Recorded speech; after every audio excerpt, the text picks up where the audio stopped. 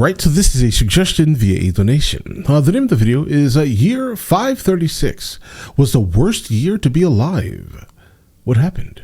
Let's check it out. Really quickly before we jump into this year, Year 536 was a super interesting year. There was a lot of loss of life. And what's crazy about that very specific year is what happened in that time period kind of also happened again in 1883, but it spread less.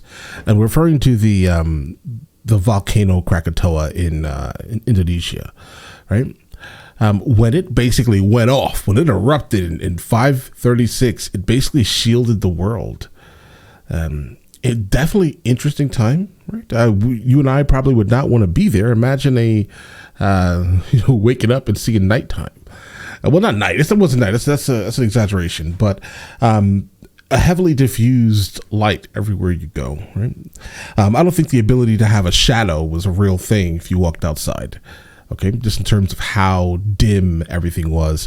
Think about crops, bro. Then also think about, because now you're getting a lot less vitamin D, what's happening to your actual, your body, right? So now all the things that you probably would have been safe from, they're now affecting you in ways that are crazy. Disease starts to spread. There's so many things that happened in this year, but let's go ahead and actually see which ones that he points out for us here, guys, right? Let's check it out. The term worst year ever gets tossed around a lot these days, mostly on the internet, and for reasons like, I was disappointed in the latest Star Wars movie. But scientists and historians have actually argued that no year in the long history of this planet was worse than the year 536. 1883 While was sure, close, there have been guys. plenty of worthy contenders for the worst year ever over the course of history, no single of, year has had more worldwide. of a measurably bad impact for the decades that followed. Today, we're going to explain why the year 536 was the worst year to be alive. I think the temperature also dropped on Earth like a good amount. It dropped a good amount for maybe 7 years or something like that, guys. It was But crazy. before we get started, be sure to subscribe to the Weird History channel. Oh, and leave a comment too, and let us know what piece of history you would like us to explain next. Okay, now let's settle this once and for all. Year 536, worst year ever. Let's get it, guys. A fog descended. While serving as a military advisor to Belisarius, one of the Byzantine Empire's most distinguished generals, Byzantine historian Procopius noticed some trouble was brewing in the air while traveling with his boss in Sicily in the year 536. He wrote of a sun that gave forth light without brightness, during like the moon, during this whole year, and it seemed exceedingly like the sun in eclipse. For the beams it shed were not clear, nor such as it is accustomed to shed. Translated, it was all dark outside, like all the time. Yeah. He, of course, wasn't the only one to notice the sun appeared to be in a mood during 536.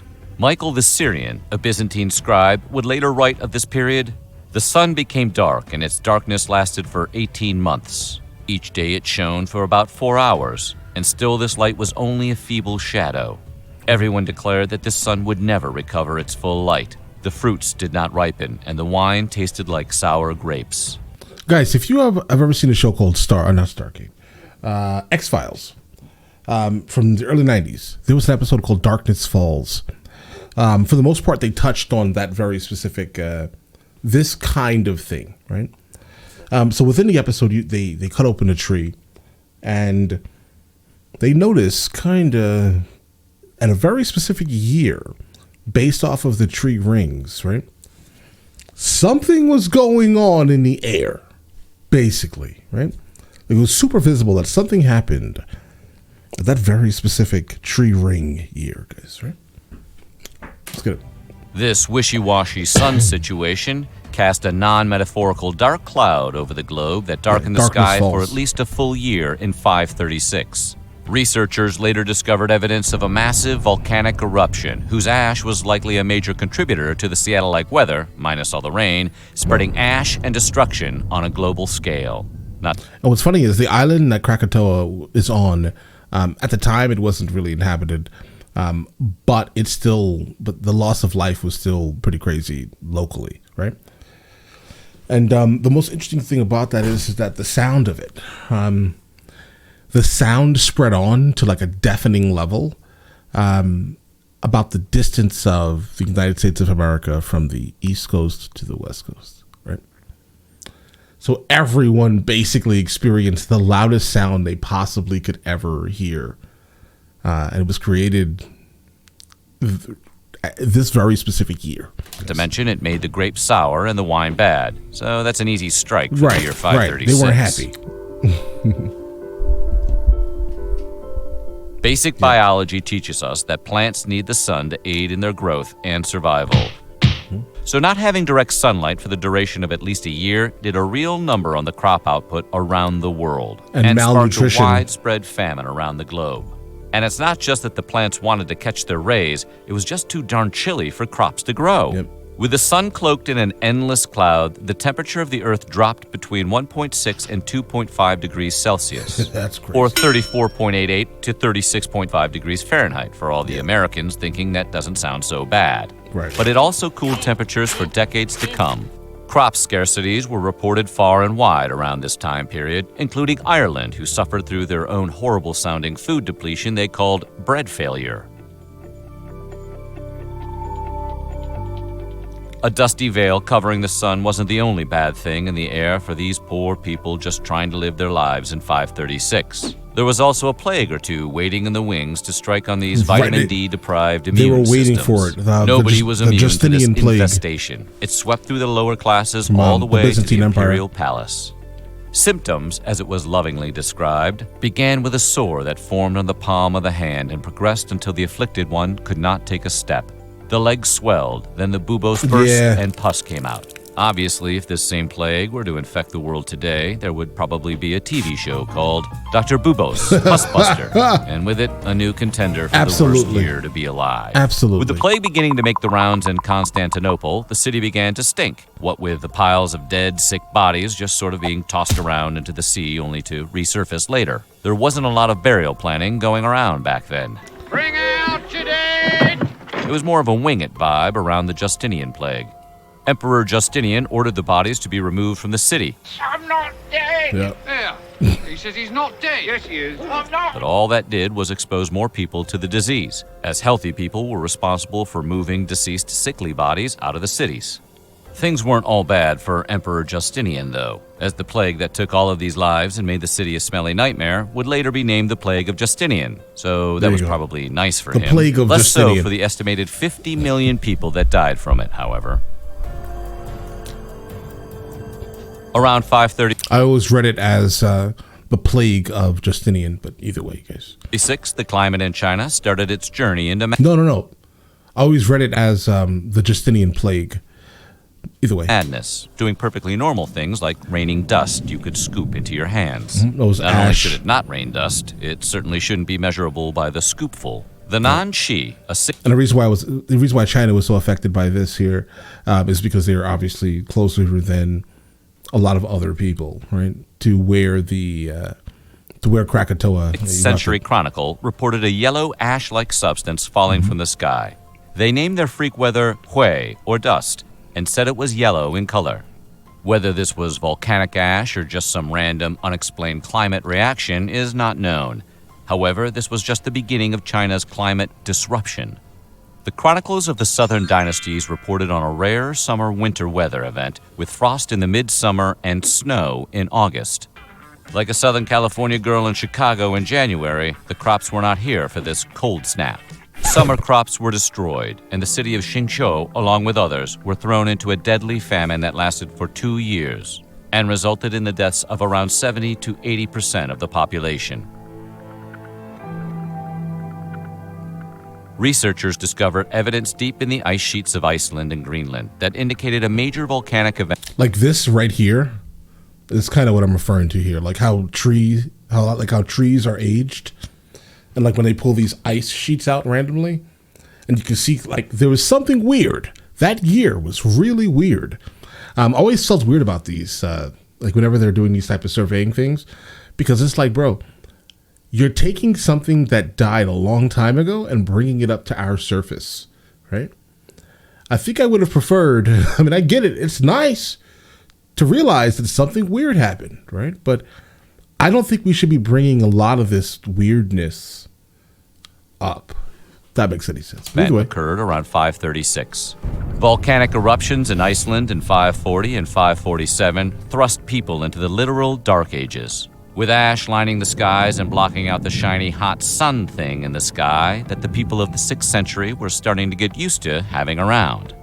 Based on a tropical volcanic ash later discovered, some scholars have suggested a volcano in El Salvador went blasting off around the year 535 or 536. Still others pointed to a volcanic eruption in North America as a contributor to the dark skies around the world. Like, it would make sense that it was not Krakatoa, but it was Krakatoa, right? But it makes sense why people would theorize this, because for the most part, the northern hemisphere was like just bombarded, guys. They were bombarded with it.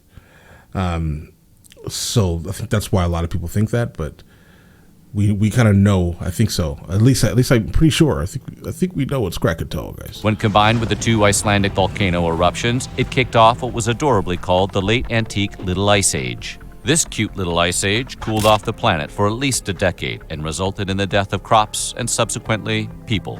Both directly through starvation and indirectly, a malnourished population was more susceptible to diseases, of which there were plenty running around. Let me verify there's really one quickly, thing that certainly couldn't guys. claim it had a bad year: exploding volcanoes. Yeah, multiple volcanoes went off. I don't know what it was. Like the Earth was just angry or something. It tells me that I wouldn't be surprised if something like this happens again. I would definitely hate for this to happen to us as a human, people, nowadays at least.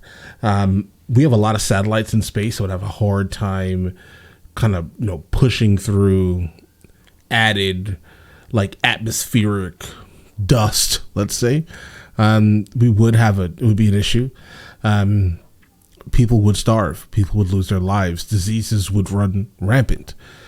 Absolutely. By the time the 6th century rolled around, the Roman Empire had migrated east to Constantinople. And, under the guiding hand of Emperor Justinian, the Romans sought to get back to the glory days of the empire. Much like a high school graduate who still hangs around campus and wears their Letterman jacket.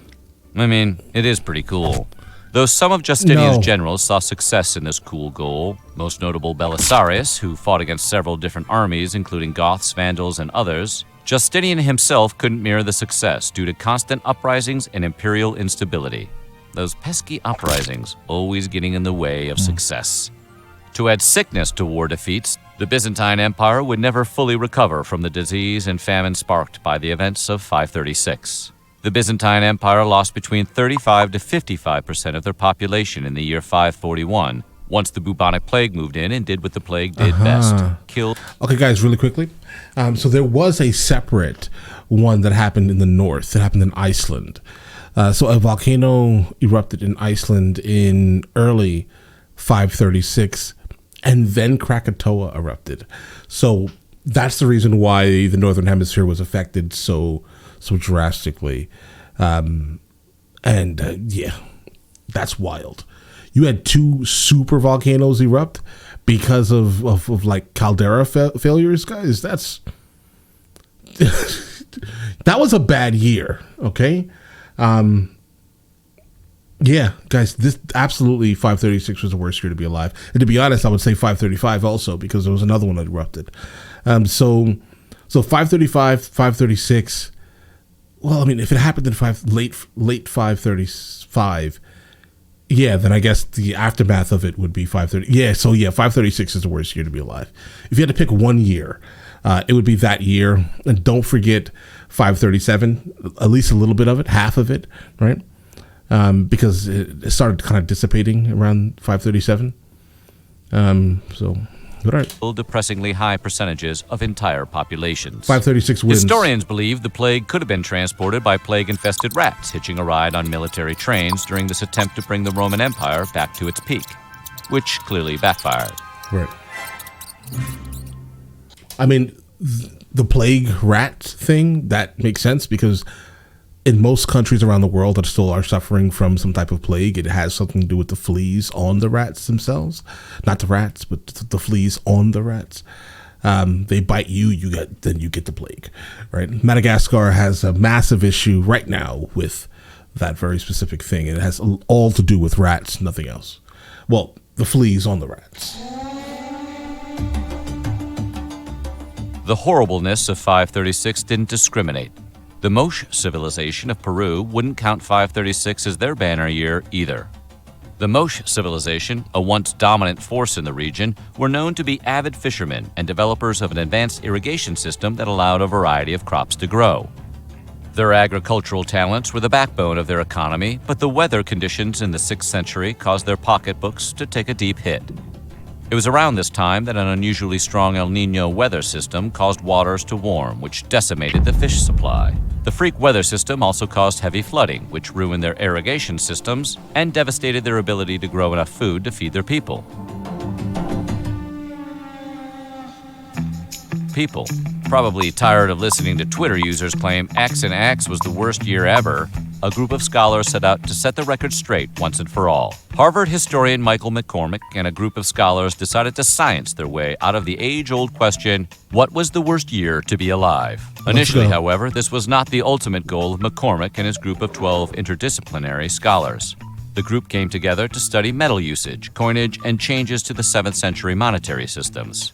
Somewhere in this thrilling subject matter, one probably began to ponder if they were living in the worst year to be alive. Their findings included an analysis of volcanic fragments from an Icelandic volcano in ice core samples from Swiss glaciers that, yes, dated back to 536, confirming the volcanic event that thrusted a good portion of the northern hemisphere into unprecedented darkness, setting off a global catastrophe. Yeah, but in 1998, both Armageddon and Deep Impact were released, and people had to choose between which two asteroid-based action movies they liked best. That's a tough year. The planet left behind plenty of evidence of climate trauma that resulted in a chain of climate events that spiraled over into real human suffering. Remember, we only get one Earth, everyone. Please recycle. Dendrochronologists, people who study tree rings to determine a tree's age, since that's a science and not a wild guess, noticed some disturbing patterns emerging when examining Icelandic trees. The rings indicated a period when the tree's growth had slowed, suggesting a significant cool-down had occurred around the middle of the 6th century. This, combined with the newly unearthed ice core evidence discovered in 2018, helped date the time of the catastrophic event that ruined Earth for a little bit, to the year 536. In researching for the worst year to be alive, things weren't always so bleak.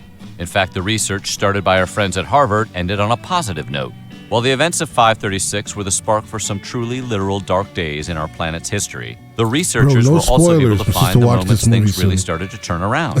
When researching coinage, they noticed the reappearance of lead in the ice core samples, indicating that people were producing silver again for money. Ah, capitalism, the life force of us all. Experts argued the prevalence of silver meant more coins were being produced, which was a sign of a thriving economy. The lesson being, as bad as it may seem, it will almost always get better. Almost always. So what do you think? Would you like to go into a time machine and play the ultimate game of Survivor? Let us know in the comments below, and while you're at it, check out some of these other videos from our weird history. All right, so for me personally, I personally would not want to involve myself in the past, like at all. There's nothing about the past that interests me, like being there at least. I like reading about it, you know, and researching things regarding old things that happened way before I was alive, right? But I personally would not like to just instantly transport myself to a different era. That's not me. No interest. I'll go to the future though. If I had a chance, I'd go to the future. I want to go like 1,000 years in front of us right now, right? I would literally say goodbye right now. You'll never see me again. Right? Give me the button to push, but I need to take at least 5 people with me. That's it. I want to handpick the 5 people and be like, all right, we're going to the future. I would like that personally, right? But yeah, anyway, so was the year 536 the worst year? I'm going to go ahead and say, because that was the whole year, yes. Not 535 or year 79. Year 79 was also pretty bad. This is when Pompeii erupted, right? But like, I don't know, 536, 537, half of the year was terrible. 535, the end of the year was terrible. Yeah, that was the worst year ever, bro. There was too much going on, guys. Absolutely. Listen, let me know in the comments of the next one of these I should be checking out, and I will get into that as soon as I possibly can. All right, and listen, you guys all have an absolutely amazing day. Enjoy it thoroughly.